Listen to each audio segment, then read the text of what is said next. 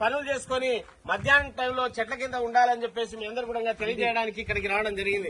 కావున ప్రతి ఒక్కరు కూడా ఈ ఎండల వల్ల జాగ్రత్తలు ఎలా తీసుకోవాలో చక్కని పాటల ద్వారా మీ అందరు కూడా తెలియజేస్తారు. ఇప్పుడు రాహుల్ గారు మీ ముందుకు వస్తున్నారు. చూడండి.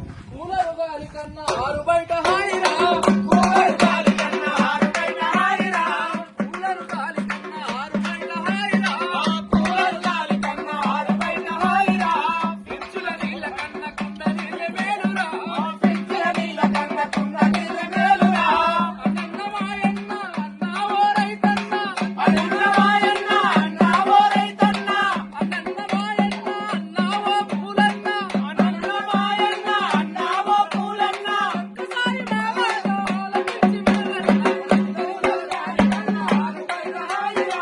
పెంచుల నీళ్ళ కన్నా కుండ నీళ్ళ మేలురా, పెంచుల నీళ్ళ కన్నా కుండ నీళ్ళ మేలురా.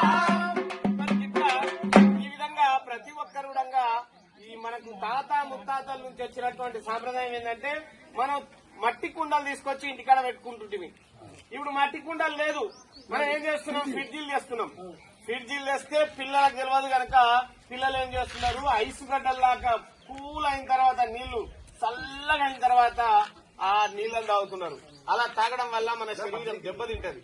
అందుకే ప్రతి ఒక్కరు కూడా కుండలో ఉన్నటువంటి చల్లదనం ఎంత ఉందో ఆ కుండలో నీళ్లు చల్లదనం మన శరీరానికి మంచిది. ఇంకొకటి ఏంటంటే ఆ కుండలో నీళ్లు పోయడం వల్ల కూడా ఏవైనా చెడు ఉంటే ఆ కుండ మొత్తం పీల్చుకుంటది, మంచిది మాత్రమే మనకు ఇస్తది. అందుకే ఆ విధంగా మీరు అందరు కూడా నీళ్లను స్వచ్ఛమైనటువంటి నీళ్లను తాగాలి. చల్లగా ఈ ఎండాకాలంలో కుండ నీళ్లే మంచివి అని చెప్పేసి మీ అందరు కూడా తెలియజేస్తా ఉన్నాం. ఇక ఫ్యాన్ ఉంటది.